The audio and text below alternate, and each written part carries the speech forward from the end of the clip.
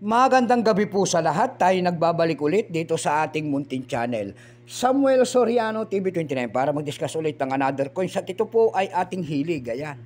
Hiling natin mangulikta ng barya, mga perang papel po, kahit anong mga pera po ay ating koleksyon. Ayan. Magandang gabi po sa ating mga subscriber. Ayan. Magpapasalamat lamang po tayo sa ating mga subscriber. Maraming salamat po sa lahat ng aking mga subscriber po. Luzon, Visayas, Mindanao po. Magandang gabi po sa inyong lahat. Ayan. Maraming salamat sa ating mga subscriber. Lalo na mga sumusuporta dito sa aking YouTube channel.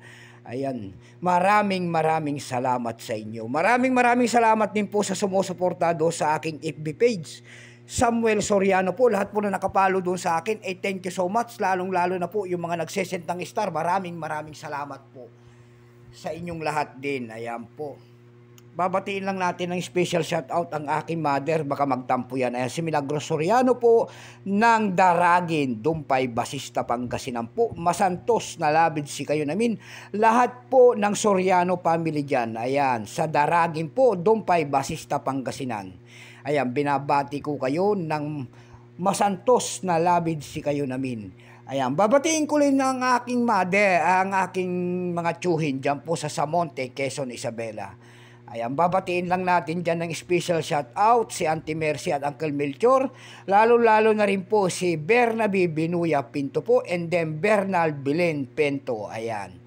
Naimbag nga rabi iyo amin. Lahat ng Ilocano dyan po sa Samonte, Quezon, Isabela. Lahat po ng Pinto family. Ayan, yun naman po hindi pa po nakapag-subscribe dito sa aking munting channel. Ayan, anyayahan ko lang sana kayo. At malaking tulong na po o bagay ang inyong gagawin. Tulad na lamang po ng pagpindot ng ating subscribe button, like and share. Para ma-update ko kayo sa mga latest ko pang gagawin mga video po. Meron naman tayong pag-usapang barya guys, at ito po ay pera po ng Australia.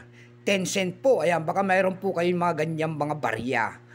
Ayan, handa tayong bilhin po, bultuhan ng ating mga bili sa mga ganitong mga world coins. At hindi pa po yan kamahalan. Bago tayo magsimula sa ating talakayan, kilalanin muna natin siya para malaman natin ang kanyang presyo. Issue po niyan ay Australia. Ayan. Period niyan ay siya po si Queen Elizabeth II, 1952 hanggang 2022. Type nito standard circulation coins. Years nito 1999 hanggang 2019. Value nito 10 cent. Ayan, 10 cent Australia. Currency dollar 1966 up to date po. Composition niyan ay copper nickel. May bigat lamang itong 5.66 grams. May haba namang 23.6 mm. May kapal po naman itong 1.76 mm. Hugis po niyan ay bilog. Siyempre, orientation, middle alignment. Number N-1565. Reference number KM-402. Ito pong year 2006, ito po ay 25%. Ayan. 25%. Kung ilang piraso naman ang ginawa ng Australia sa barya na hawak natin. Ayan.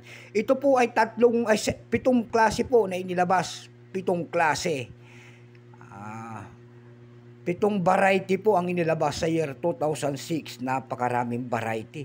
Pero itong hawak natin, ito po ay year 2006, 25%. Kung ilang piraso naman ang ginawa sa barya ng Australia sa hawak natin, ito po ay 157,100,000 piraso po. May price na po yan doon sa ating numista.com kung tawagin ng ating mga kolektor. Yung kanyang extra fine 13, almost uncirculated 19. Ang circulated nito ay nagkakalaga po ng 25 pesos. Dako naman tayo sa kanyang mga presyo doon sa ating mga online selling. Doon sa ating ebay.com, nakakita tayo nagbebenta doon ng $4 nito per piece. Nasundan po yan ng $3. Meron naman tayo nakita doon na $2.62. Ayan. Dako tayo sa Carousel PH naman. Ayan. Sa Carousel PH po, mayroon tayo nakita nagbebenta doon ng 200 pesos.